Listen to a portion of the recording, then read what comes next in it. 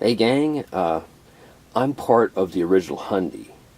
I'm one of Rob Harris's original 100 subscribers, and as such, I'm going to make a video for him. I'm 64-page special. He wants to know a character that we think would be good in their own series, and I say,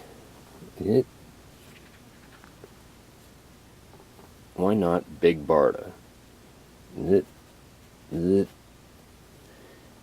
if you take what's inherent in her, okay, so her husband, Scott-Free, Mr. Miracle, is this traveling angel character, you see. He's a charming rogue who goes from place to place and gets out of jams and everything. What if he has to go on a mission to another dimension? And she's like, okay, whatever. But then he starts winking out of existence. She has to track him down before she loses all memory of him. But now she has to be forced into the role of the traveling angel. But she's just a rube who solves problems by wonking stuff with her mega rod. So every single thing that she encounters just annoys the shit out of her. So she would go through the worlds of magic trying to find this dimension. She'd fight alongside the toddlers of the Armageddon. She'd come across an abandoned, perverted Green Lantern ring who has a fetish for being fingered. And you could explore the contrasts between her mother box, who is this super advanced computer that only pings, versus this Green Lantern ring who has these very reptilian notions of the world, but he's been perverted, so it's like, warning, danger, check out that chick's ass. But then Brainiac falls in love with Big Barda's mother box. But then Mother Box starts screwing up, so she takes it to Viking the Black, who knows how to speak the language of the Mother Box. And of course the joke is, Mother Box pings once, and Viking says, Mother Box says you're trying to rip a hole in space-time over a guy who doesn't exist. You're clinically psychotic, and we have to stop you. So she has to fight Infinity Man. This battle brings down the Justice League, so then she has to face down Wonder Woman. But Darkseid comes down. He obliterates them all because he prides himself on knowing everything in the universe, but he doesn't know where Scott-Free is. So he makes a deal with Barda. She thinks she knows where he is. So Darkseid Omega beams her to this other dimension. Oberon finds her in this dimension. And he tries to explain, no, this is a Grant Morrisonian multiversal escape plan. He's trying to help an entire universe escape into a dimension. But she's already, quote, saved Scott by wonking something with her mega rod. So she has to go back through everyone who's annoyed the shit out of her to try to help save this universe that she's doomed. And the battle would no doubt end with her putting on the Green Lantern ring and him orgasming.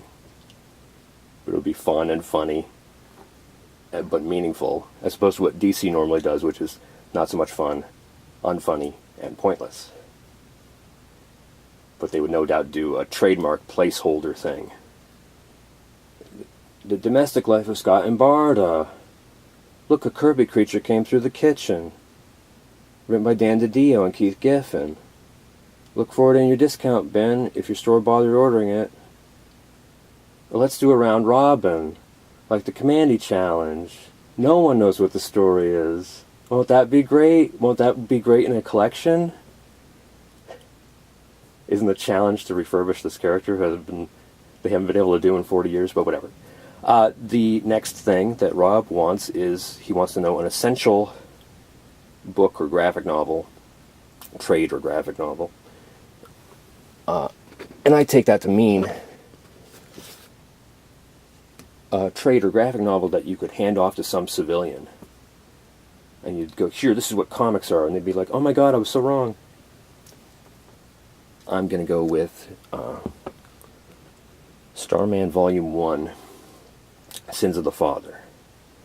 I know that this series has been omnibusted, but the later issues are sort of like a continuity wank.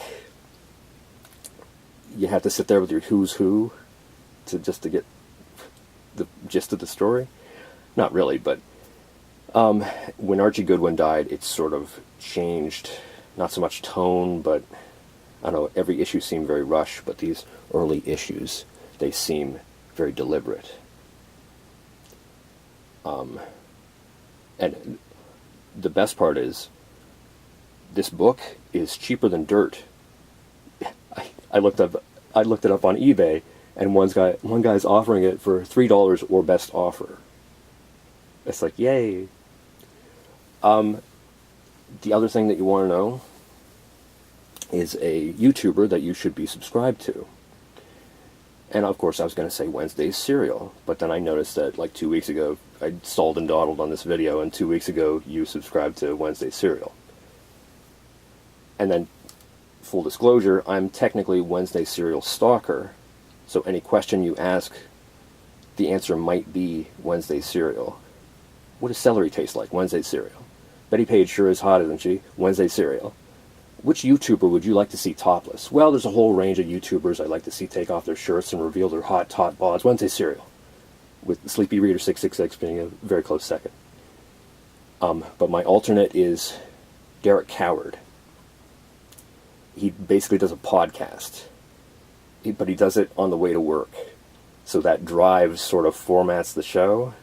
And he covers, movies, TV shows, comics, all the nerdy stuff.